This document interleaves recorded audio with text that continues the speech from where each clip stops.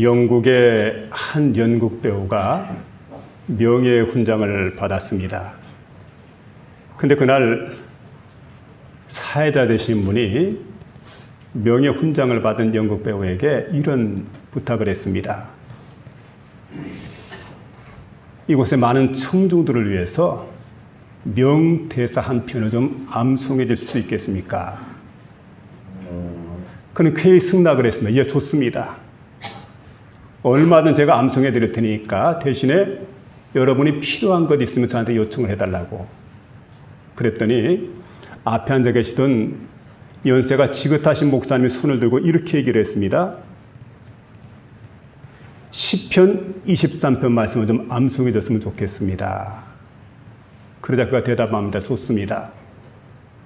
제가 시편 23편을 암송할 터인데 다음 차례는 목사님입니다. 목사님도 암송해 주셔야 됩니다. 그러고는 감정을 추스리고 그리고 시편 23편을 암송하게 되는데 청중들이 막 넋을 잃고 모두가 그 암송하는 소리에 빠져들었습니다. 암송이 끝나게 됐을 때 우레와 같은 박수를 보내게 됩니다. 목사님 차례가 되었습니다.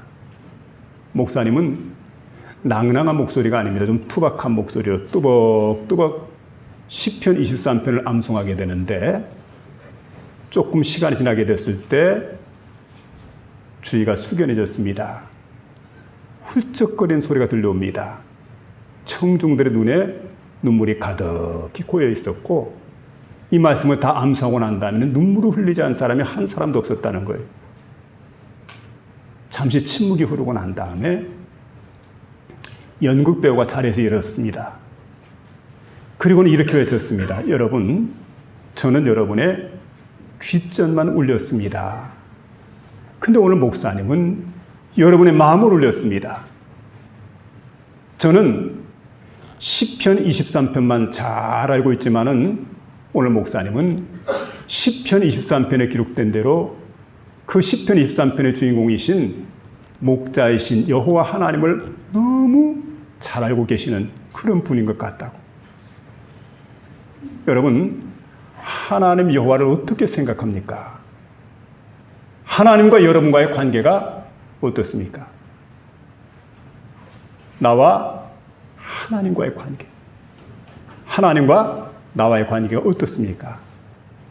시편 23편은 다윗이 기록한 시인데 여러분, 이 시편 23편을 읽을 때마다 이 시는 바로 다윗만의 시가 아니라 저와 여러분이 시라는 사실을 생각해야 돼요. 그래 똑같은 간증과 고백이 여호와는 나의 목자이시다. 그런 거로 내게도 부족함이 없으리로다. 그런 고백이 터져나오는 저와 여러분 될 수 있기를 부탁을 드립니다. 사업에 실패한 한 분이 목사님을 찾아왔습니다. 그리고는 이렇게 긴급하게 요청을 했습니다. 목사님, 저는 사업에 실패했습니다. 그리고 삶의 의욕을 다 잃어버리고 삶을 포기해버렸습니다. 목사님, 좀 도와주세요. 그러자 목사님이 메모지를 꺼내가지고 열심히 메모를 합니다. 그리고 이걸 접어서 쪽지를 그에게 전달해 주게 됩니다. 이 쪽지를 받고 난 다음에 집에 가서 펼쳐보니까 그 쪽지에 이런 내용이 기록되어 있습니다. 시편 23편을 읽을 것. 아침에 식사를 하고 난 다음에 10번, 점심 식사하고 난 후에 10번, 저녁 식사하고 난 후에 10번, 하루에 도합 30번입니다. 자신이 도움이 필요해서 도움을 요청했고 처방전이라고 내준 거니까 처방전대로 따라야 되겠다 생각을 하고는 시편 말씀을 그때부터 읽기 시작을 했습니다. 3년이 지났습니다. 한 성공한 사업가가 목사님을 찾아왔습니다. 근데 목사님이 그를 알아보지 못해요. 그가 누구인지. 그러다 답답했던 나머지 자신의 호주머니에 있던 쪽지를 목사님에게 건네게 됩니다. 목사님, 3년 전에 목사님이 제게 처방전을 이렇게 기록해 주었습니다. 저는 목사님이 기록한 그 처방전대로 그렇게 살았는데 오늘 제가 이렇게 사업에 큰 성공을 해서 커다란 사업가가 될 수가 있었노라고. 그런데 목사님이 처방해 준 대로 여호와를 나의 목자로 삼고 살았더니 그 여호와 하나님이 내 인생에 찾아오셔서 나를 부족함이 없도록 만들어 주셨습니다. 3년 동안 일어난 사건이에요. 3년 동안. 여호와 하나님을 나의 목자로 삼고 살았더니 하나님께서 정말로 부족함이 없는 그런 복을 주셨다. 이와 같은 말씀인데 여러분 오늘 본문에는 바로 그 말씀을 우리가 들려주고 있습니다. 그러면 우리가 생각해야 돼요. 왜 여호와가 나의 목자가 된다면 부족함이 없을까? 오늘 이 말씀 생각해 보는 가운데 저와 여러분 마음속에 크신 은혜가 임하게 되는 복된 시간 될 수 있기를 주의 이름으로 부탁을 드립니다. 첫 번째는 뭐냐면 여호와께서 내 영혼을 소생시키기에 무엇을요? 내 영혼을 소생시키기 때문이다. 목자가 양을 치게 될 때 들판에서 이렇게 양을 치게 되는데 가끔 한 번씩 양들이 뒤집혀지는 경우가 있답니다. 근데 스스로는 일어날 수가 없대, 뒤집혀지면. 그러니까 한번 뒤집혀지게 되면은 공포심이 찾아오게 되죠. 그래서 막 공중원에서 발버둥을 치게 됩니다. 그렇게 되면은 뒤집혀지는 게 아니고 자신의 위 속에, 그러니까 양은 반추동물입니다. 소도 반추동물입니다. 반추동물이라고 할 때 되새김질하는 동물이라는 거죠. 그런데 위가 하나가 아니고 4개입니다. 주름 위가 있고 겹주름 위가 있고 그리고 벌집 위가 있고 또 하나는 혹위라고 해서 제1위, 첫 번째 위가 바로 뭐냐면 혹위입니다. 여기에 가스가 차게 됩니다. 그러면 신체의 끝부분에 피가 통하지 않아요. 혈액순환이 이게 멈추게 됩니다. 그러니까 여러분 사지가 혈액순환이 되지 않게 되니까 상당히 위험한 상태에 빠져 있다가 결국 시간이 지나면서 양들이 죽게 되는, 그리고 날이 되게 더운 그런 온도가 높은 날이라든지 떼약볕이 내리쪼이는 날이라고 한다면은 양들이 오래 살지 못하고 수시간 내에 금방 죽을 수밖에 없는. 그러니까 언제나 목자가 한 일이 뭡니까? 양을 갖다가 항상 뒤집어진 양이 없을까 찾아내서 만일에 이런 뒤집혀진 양이 있다고 하면 빨리 원위치시키는 거지요. 설 수 있도록 도와주는 것. 이게 양이 해야 될, 목자가 양이 해야 될 그런 일인데, 근데 여러분 이제 그 양과 목자의 관계 속에서 그러면 왜 양들이 뒤집혀질까? 양들의 특성이 있습니다. 양들은 일단 둥그렇게 만들어진 우묵한 그 웅덩이가 있습니다. 이런 곳에 가서 눕는 걸 되게 좋아해요. 근데 이게 좀 약간 경사가 되어 있기 때문에 기우뚱해가지고 뒤집어지는 그런 경우가 있다는 거지요. 또 그런가 하면 양 털을 깎아주지 않게 되면 털이 많이 길게 되지 않습니까? 그러면 이제 그때 양들은 이제 습성이 눕는 걸 좋아하니까 누워있다가 이제 일어나게 되는데 어느 장소에 눕느냐? 진흙구덩이 같은 곳에. 근데 진흙이 덕지덕지 달라붙게 되지요. 때로는 똥이 있는 곳에서 이렇게 누웠기 때문에 똥이 달라붙게 됩니다. 그런데 털이 일단 길기 때문에 어떻게 됩니까? 이 부분이 이제 털이 엉키게 돼요. 엉켜진 털이 막 양들이 가니까 따라가다가 가시돋친 풀에 딱 걸리게 되면 넘어져 버립니다. 그러면 일어날 수가 없다는 거지요. 또 하나는 나뭇가지 같은 곳에 걸리게 되면 또 넘어지게 됩니다. 자, 이렇게 해서 이제 넘어지게 되면 일하지 못하고, 또 하나는 양이 뚱뚱한 양이 있습니다. 뚱뚱한 양은 넘어지게 되면 일하기 어렵다는 거지요. 아무래도 뚱뚱한 양이 두네요. 그래서 목자가 해야 될 일이 뭐냐면 바로 이겁니다. 목자는 항상 양들을 살펴가지고 그 웅덩이 같은 곳이 있다고 한다면 웅덩이는 다 메워줘야 돼요. 그리고 만일에 그 양이 털이 길다고 하면 수시로 살펴가지고 수시로 털을 깎아줘야 되겠죠. 그리고 살찐 양은 항상 관심을 두고 보살펴서 언제나 정상적인 몸을 유지하도록 만드는 것. 이게 이제 목자가 해야 될 일인데, 여러분 오늘 본문의 말씀 보니까 하나님은 어떤 분이냐? 우리를 소생시키신 하나님이다. 내 영혼을 소생시키시고 자기 이름을 위하여 의의 길로 인도하시는도다. 여러분, 하나님 여호와는 어떤 분이냐면 우리를 소생시켜 주시는 그런 하나님이십니다.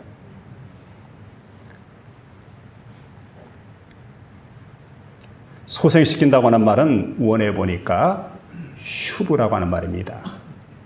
이 말이 무슨 말이냐면 되돌아오다, 회복시킨다, 제자리로 돌아오게 하다, 이런 뜻이 있습니다. 그러니까 여러분, 그 뒤집힌 양을 재빨리 일으키는 그 선한 목자처럼 그 목자 대신 하나님께서 하신 일이 뭐냐면 하나님을 떠난 자들이 되돌아게 해줍니다. 그리고 죄 가운데 빠져, 그 영혼이 죄 가운데 빠져 있는 사람들 갖다 빨리 회복을 시켜주시는 그런 일을 하게 되고, 근심, 걱정, 염려로 가득히 채워져 있는 사람들을 소생시켜 주어서 제자리로 돌이켜 주시는 그런 하나님이심을 이 말씀 가운데서 우리가 깨달을 수가 있습니다. 그런데 마귀가 옵니다. 여러분, 마귀가 우리 가운데 오게 될 때는 절대 그런 마귀가 아니죠. 마귀는 우리 영혼을 해치게 됩니다. 그래서 예수님께서 말씀합니다. 마귀가 오는 것은 도적질하고 죽이고 멸망시키려는 것뿐이요, 내가 온 것은 양으로 생명을 얻게 하고 더 풍성히 얻게 하라 하심이라. 요한복음 10장 10절에 이렇게 말씀해 주고 있습니다. 여러분, 우리 주님께서 오시게 될 때 저와 여러분이 풍성해진다는 사실을 믿으며 살아가시기를 부탁을 드립니다. 삶이 풍성해지고 영혼이 풍성해집니다.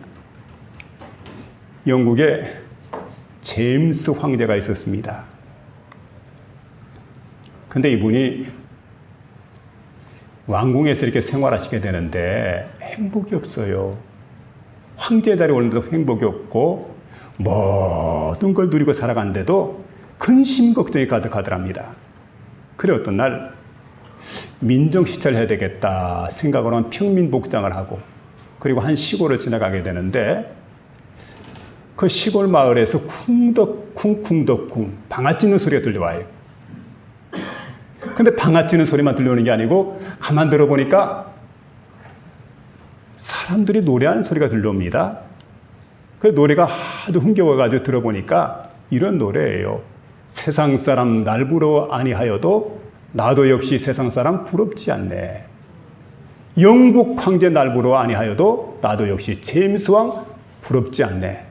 하나님의 은혜를 생각할 때 할렐루야 찬송이 저절로 나네. 이런 노래가 들려오는데 하도 신기해가지고 그래서 방앗간에 들어갔어요. 들어가 보니까 두 노부부가 머리에다가 수건을 쓰고 쿵덕쿵 방아를 찌면서 만면의 미소가 가득합니다. 아주 행복한 표정을 지으면서 이렇게 방아를 찢게 되는데 궁금해서 물었답니다.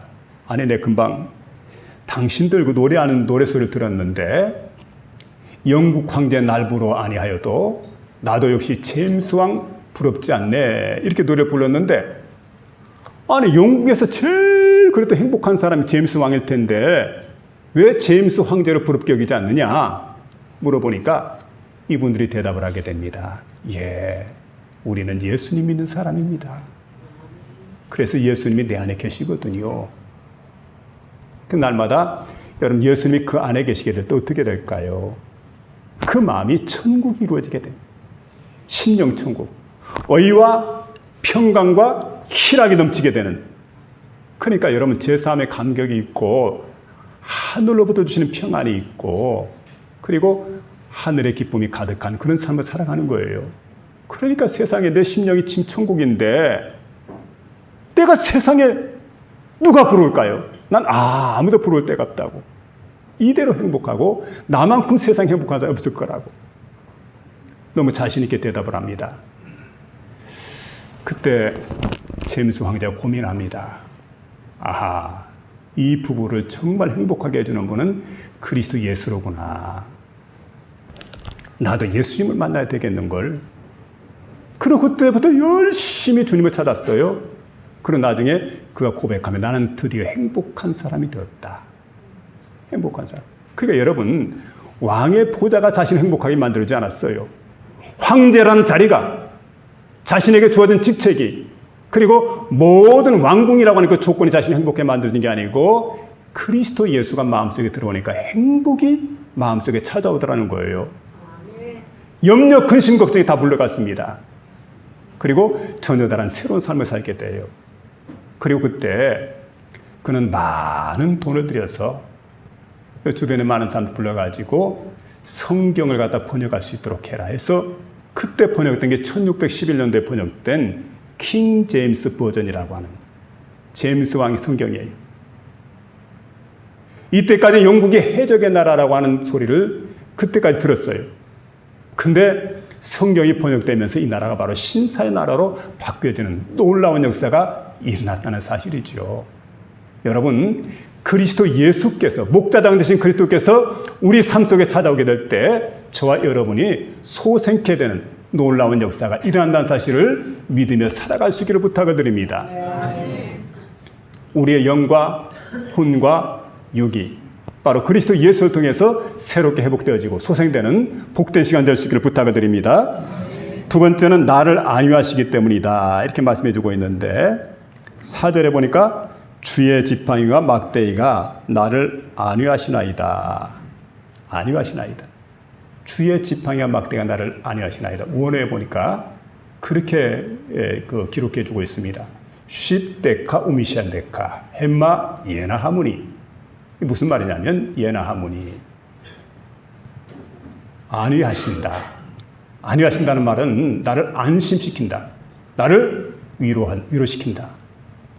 여러분, 하나님께서 우리의 삶 속에 들어오게 될 때 하나님께서 우리의 삶을 안심을 시켜주는 거예요. 우리를 위로해 주게 됩니다. 주님께서 우리를 안심시켜주고 우리를 위로해 주신다는 거지요. 그리고 여러분, 목자가 양과의 관계 속에서 그 양을 갖다 내치지 않고 양을 갖다가 언제나 지켜주고 보호해주는 그런 역할을 하는 거지요. 이걸 가리켜서 안위하신다 이렇게 말씀해 줄 수가 있습니다. 주님은 우리를 안위해 주시는 분인데 여러분 이게 보니까 그 예나하문이라고 하는 말은 완료형으로 기록되어 있기 때문에 완료형이라고 하는 게 미완료형이기 때문에 완전히 완료된 것이 아니고 아직도 진행적이죠. 그래서 이런 말입니다. 하나님께서 우리를 보호해 주시고 위로해 주신 것이 한두 번으로 끝나지 않는다는 거예요. 계속해서 반복적으로 일어나고 있어요. 지금도 하나님께서 우리를 안위해 주시고 그러니까 안심시켜 주고 위로해 주고 보호해 주고 그런 역사가 지금도 계속해서 일어나고 있다는 사실을 믿으며 살아갈 수 있기를 부탁을 드립니다. 그런 하나님. 근데 여러분, 하나님은 우리를 인도하실 때 가만히 보니까 오늘 시편 기자 그렇게 고백하지 않습니까? 푸른 초장, 쉴 만한 물가. 근데 늘 푸른 초장과 쉴 만한 물가가 아니고 하나님이 인도해 주신데도 불구하고 때로는 어디로 가느냐? 사망의 음침한 골짜기로 간다. 이렇게 말하고 있어요. 사망의 음침한 골짜기. 그러니까 여러분, 사망의 음침한 골짜기로 간다고 할 때는 대단히 어렵죠. 그래서 감당하기 어려운 슬픔이 있습니다. 힘에 부치는 고난이 있습니다. 그리고 앞이 캄캄해서 보이지 않을 때가 있어요. 자, 이런 때가 있는데 이때 목자신 하나님 우리가 바라다 봅니다. 하나님은 전적으로 의지하게 됩니다. 그때가 하나님께서 우리에게 나타나서 우리를 안위해 주신다는 거지요. 주의 지팡이와 막대기로 우리를 위로해 주시는 그런 하나님이신 줄로 믿으며 살아갈 수 있기를 부탁을 드립니다. 하나님 그런 분이. 중국의 문화혁명이 한참이었을 때 이때 지하교회에서 섬겼던 한 장로님이 공산당들에게 붙들려가지고 예수 믿는다는 것 때문에 얼마나 매를 맞았는데 지독스럽게 매를 맞았는데 자신이 맞은 매를 세봤는데 240대를 맞았대요. 그리고 살아나와서 간증을 하게 되는데 이분이 이제 붙들려갔는데 공산당들이 그를 이제 예수 믿는다는 이유 때문에 때리기 시작하는데 매질을 할 때 살라고 때리는 게 아니고 죽으라고 때리니까 죽도록 아프더래요. 얼마나 고통당하고 얼마나 힘들고 얼마나 괴로운지. 그만 신앙이고 뭐고 다 포기하고 싶죠. 그런데 한참 매를 맞는데 갑작스럽게 생각나는 성경의 한 인물이 있었어요. 그분이 누구냐면 스데반이 떠오르더랍니다. 나는 매를 맞아도 이렇게 죽을 지경인데 스데반은 하나님 복음 전하다가 돌에 맞아서 완전 피투성이 상처투성이가 되었는데 어떻게 천사의 얼굴을 하고 그렇게 주님을 만날 수가 있었을까? 그런데 며칠 더 지나서 매를 맞게 했는데 하여튼 자관 쉬었다가 때리고 얼마나 매를 맞는지 죽도록 매를 맞게 되는데 너무 고통스럽고 힘든데 근데 여러분 멀리 계신 줄 알았던 그 주님께서 자신을 가까이 찾아왔다는 거지요. 그리고 주님께서 자신을 이렇게 껴안아 주시더라는 거예요. 그리고 아픈 부분을 이렇게 쓸어 만져 주시게 되는데 얼마나 마음이 위로가 되는지. 근데 그때부터는 매를 맞게 되어도 아픈 줄 모르겠더래요. 맞아도 괜찮아요. 그리고 자꾸 매질 하는데 매를 맞으면 맞을수록 아프고 고통스러운 게 아니고 이제는 마음속에 전혀 그런 생각도 들지 않고 오히려 행복해지더라는 거예요. 참 이상하잖아요. 여러분, 우리 주님께서는 바로 이처럼 우리를 안위해 주신다는 거예요. 안위해 주신다. 내버려 두는 것이 아니고 찾아오십니다. 그리고 어루만져 주시고 치료해 주시고 위로해 주시고 힘을 주시는 그런 하나님이신 줄로 믿으시기 바랍니다. 아멘. 주님이 오셔야 돼요. 아멘. 근데 그 주님은 고난을 당하신 분입니다. 십자가에서 고통당하셨을 때 온몸에 유혈이 낭자합니다. 그 주님께서 찾아오셔서 끌어안아 주시고 치료해 주시는 그런 주님이시라는 사실을 믿으며 살아가시기를 부탁을 드립니다. 다윗은 고백을 합니다. 사망의 음침한 골짜기를 지나는 순간이 있는데 그때가 바로 하나님께서 나와 함께 하시는 시간이다. 내가 사망의 음침한 골짜기로 다닐지라도 해를 두려워하지 않을 것은 주께서 나와 함께 하심이라. 그 시간에 주의 지팡이와 막대가 나를 안위하시는 시간이다. 그러면 주의 지팡이라는 건 뭘까요? 인도하는 겁니다. 길다란 막대기로 인도를 하는 거지요. 그 다음에 막대기라고 하는 건 뭐냐면 이건 올리브 나무에 보면 아주 뭉뚱한 부분이 있습니다. 굉장히 단단해요. 이걸 이제 가지 부분에서 떼어가지고 망치 같은 거예요. 망치. 이게 막대기입니다. 이걸 목자들이 가지고 있는데 이걸 던지는데 명수들입니다. 목자가 하나같이. 그럼 이거 언제 어느 때 씁니까? 사나운 맹수들이 나타나게 될 때. 이리가 나타납니다. 곰이 나타납니다. 사자가 나타납니다. 그때 생명 걸고 바로 양들을 지킵니다. 그때 자기들이 가장 필요한 도구가 뭐냐면 막대기예요. 이걸 던지게 되면 머리를 맞게 되면 현장에서 곰도 쓰러지게 되고 사자도 쓰러지게 되고 그리고 이런 맹수들을 다 쫓아낼 수 있는 도구가 바로 막대기죠. 그래서 주의 지팡이와 막대기가 나를 안위하시나이다. 오늘 목자가 들고 있는 지팡이 막대기를 바라보게 될 때 그래서 양들이 안심하고 목자를 따라갈 수가 있다는 그런 말씀입니다. 여러분, 주님께서는 이처럼 우리를 원수마귀 공격으로부터 늘 지켜주시는 주님이십니다. 이사야 41장 10절에 두려워하지 말라 내가 너와 함께함이라. 놀라지 말라 나는 내 하나님이 됨이라. 내가 너를 굳세게 하리라. 참으로 내가 너를 도우리라. 참으로 나의 의로운 오른손으로 너를 붙들리라고 주님 약속해 주셨습니다. 그 주님의 약속은 여러분 이사야 시대뿐만 아니라 오늘의 시대까지 그대로 유효하다는 사실을 믿으며 살아가시기 바랍니다. 그런 주님. 여러분 사망의 음침한 골짜기로 지난다고 우리가 피곤하고 지쳐 있습니까? 그리고 고달파합니까? 괴로워합니까? 여러분 이 시간 가장 가까운 곳에 사망의 음침한 골짜기를 다니고 있지만 주님께서 계신다는 걸 꼭 믿으시고 그 주님과 함께하는 그래서 그 주님의 안위하심을 받게 되는 저와 여러분 될 수 있기를 부탁을 드립니다. 아멘. 세 번째는 내 머리에 기름을 발라주시기에 하는 말씀인데 5절 보니까 기름을 바르신다. 기름으로 내 머리 바르신다 이렇게 말씀해 주고 있는데 기름은 어느 때 바르냐면 기름이라고 하면서 기생충이 들끓게 될 때 그때 기름을 발라줍니다. 그러니까 유대 나라에서 여름 같은 경우는 파리철입니다. 그러니까 목자들에게 가장 귀찮을 때죠. 파리철이라고 하는 것은 날파리, 쇠파리, 진드기, 거기다 모기까지 다 등장을 해가지고 이것들이 양들을 괴롭힙니다. 그러니까 뭐 온 몸에 달라붙기도 하고 심지어 머리까지. 근데 머리는 어떻게 할 수가 없잖아요. 그래서 머리 같은 데 이렇게 달라붙게 되면 견딜 수 없어가지고 막 그냥 머리를 갖다 돌에다 막 지어박기도 하고 나무에다 들이받기도 하고 너무너무 고통스럽고 막 간지럽고 하니까 견딜 수가 없어가지고 숯불 속에서 막 떼굴떼굴 구르기도 하고 그러다 죽기도 하고. 그래서 목자가 양들을 살피게 될 때 항상 머리 부분을 살피게 됩니다.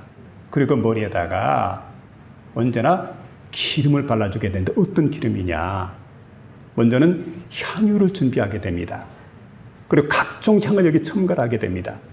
거기다가 감람유라고 하는 기름 갖다 준비해가지고 이걸 갖다가 머리에 발라주게 되면은 양들이 평온하게 풀을 뜰 수가 있다는 거지요. 그래서 기름으로 내 머리에 바르셨으니 이 말씀이 이런 거예요. 또 그런가 하면 양들의 특성을 보게 되면 사랑하게 되고 어떻게 보면 애정을 표현한다고 그러죠. 그럴 때는 머리를 막 서로 부비게 됩니다.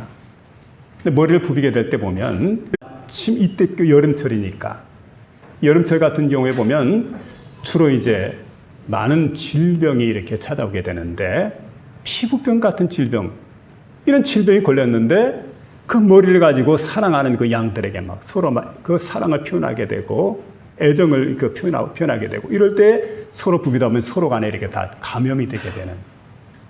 그래서 어떻게 됩니까?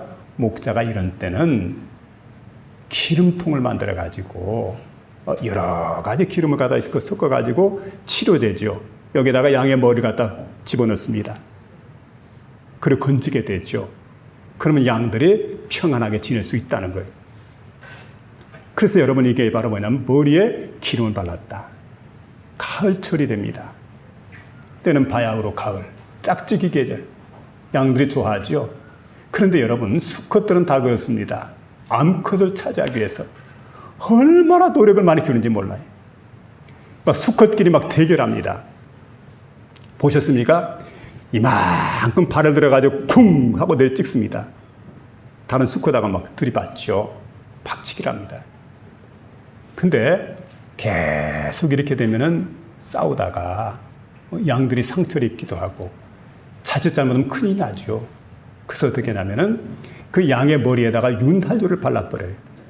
코끝에다가도 윤활유를 바르게 되고 그럼 양들이 처음에 몇 번 들이받다가 쭉쭉 미끄러지니까 재미가 없잖아요. 그러니까 멋쩍어가지고 나중에는 싸움을 그친다는 겁니다. 결국 여기 보면 바로 그 얘기죠. 머리에 기름을 발랐다. 이게 뭔 얘기하는 겁니까? 주님께서 우리 머리 위에다가 기름을 바르는 거예요. 그렇게 해서 세 가지를 기생충으로부터 전염병으로부터 싸움으로부터 저와 여러분을 지켜주신다는 사실을 믿으며 살아가시길 바랍니다. 살다 보면 기생충 같은 게 있어요. 세상에 온갖 염려, 근심, 걱정 같은 것들. 전염병 같은 게 뭡니까? 우리 인생, 우리 영혼을 좀먹는 것들이죠. 그래서 우리 영혼을 갖다 멸망시키려고 하는 얼마나 많은 전염병이 있는지 몰라요. 요즘 음란한 동영상 같은 것들, 텔레비전 같은 것들, 세상적인 노래 같은 것들, 뭐 이런 것들이에요. 이런 것들. 이런 것들도 주님께서 우리를 지켜주기를 원할 때 여러분 어떻게 됩니까? 성령의 기름 속에 성령의 기름통 속에 우리 자신을 갖다 흠뻑 적셔야 돼. 우리 머리를 갖다가. 그렇게 해서 우리가 보호를 받아야 된다는 사실이죠. 여러분 이뿐만 아니라 우리가 이제 뽐내고자 하는 그런 마음들, 교만한 마음들 우리 속에서 솟아납니다. 그러다 보면 주변 사람들과 싸우게 되죠. 근데 이런 마음도 다스릴 수 있도록 주님께서 우리 머리에다가 기름을 발라주신다. 이렇게 말씀해 주고 있습니다. 여러분 이런 분이 있습니다. 자신이 보는 앞에서 어머니와 세 형님이 급사를 했어요. 6.25 동란 때 아버지와 가족들이 학살을 당한 걸 봤습니다. 그리고 정말 자랑스러운 동생, 잘생겼고 사랑스럽고 그런 좋은 동생인데 불 가지고 장난을 치다가 불 가지고 놀다가 그만 불에 타 죽게 되는. 그리고 또 다른 동생 하나가 공사장에 가가지고 나무를 이렇게 잔뜩 버려놨는데 그 위에서 놀다가만 미끄러져가지고 나무 밑에 깔려 죽게 되는. 세월이 지났습니다. 고등학교 교감으로 했던 동생이 10살부터 16살까지 어린 딸 넷을 자신에게 남겨두고 가남으로 세상을 떠나게 됩니다. 그러니까 이분의 이제 고백을 들어보면 바로 그렇게 얘기를 해요. 정말 절망적이죠. 그래서 그 한 마음으로는 웃고 있지만 다른 한 마음으로는 언제나 우려되었다. 그래서 여러분 생각해보면 옆을 바라보면 정신착란증 걸릴 것 같고 위를 바라보면 현기증 나게 되고 그리고 자신의 속을 들어보면 허물과 죄밖에 없고 지난 과거를 보게 되면 수고와 슬픔밖에 없고 앞을 바라보면 막막해가지고 도무지 앞은 보일 것 같지 않고 이런 삶을 사신 분이에요. 근데 그분이 누구냐면 여러분 CCC 총재, 대학생 선교 총재인 그 유명한 김준권 목사님의 간증입니다. 그런 삶을 살아내셨다는 거지요. 여러분 그런데도 그러니까 여러분 한쪽 마음으로는 너무 슬픔이 가득하지만 또 한쪽 마음으로 생각해 보면 하나님의 은혜를 찬양할 수밖에 없고 그리고 기쁨과 감사가 막 넘쳐나게 되고 그 영혼 속에서는 막 샘솟듯 흘러넘치는 환희가 있어요. 마치 시집갈 준비를 했다가 새로운 가정을 이루게 되고 아주 감격이 벅차가지고 새 삶을 이렇게 진열해 놓고 행복해하는 그 신부처럼 영원한 세계, 생명의 세계, 그 세계를 바라보면서 행복해하고 그리고 그 세계를 위해서 준비했던 그 비결이 어디서 나왔을까? 이분이 그런 고백을 하게 됩니다. 이게 바로 내가 여호와가 나의 목자라는 사실을 고백했던 순간 하나님께서 내게 주신 은혜라고 그분은 고백을 하고 있습니다. 다윗이라고 하는 왕이 오늘 본문에 시를 기록을 했습니다. 근데 다윗은 어떤 사람입니까? 고난이 없던 사람이 아니에요. 아픔이 없던 사람이 아닙니다. 여전히 다윗은 고난이 있고 아픔이 있었지만 그런데 이런 아름다운 찬양으로 하나님께 영광을 돌리고 있습니다. 어떻게 그 일이 가능했을까요? 고난과 아픔 속에서 이렇게 아름다운 찬양으로 하나님께 영광을 돌릴 수 있는 결정적인 원인이 어디 있을까요? 여호와가 나의 목자가 되셨기 때문이다. 다윗은 그렇게 고백하고 있는데 오늘 이 시간 여러분, 저와 여러분도 똑같은 고백을 했으면 좋겠습니다. 하나님 여호와는 누구일까? 당신들이 믿는 하나님은 누구냐? 그럴 때 여러분 우리가 자신 있게 하나님 여호와는 나의 목자이십니다. 그런 거로 내 삶이 부족함이 없습니다. 이런 고백을 드리는 저와 여러분 다 될 수 있기를 주의 이름으로 축원합니다.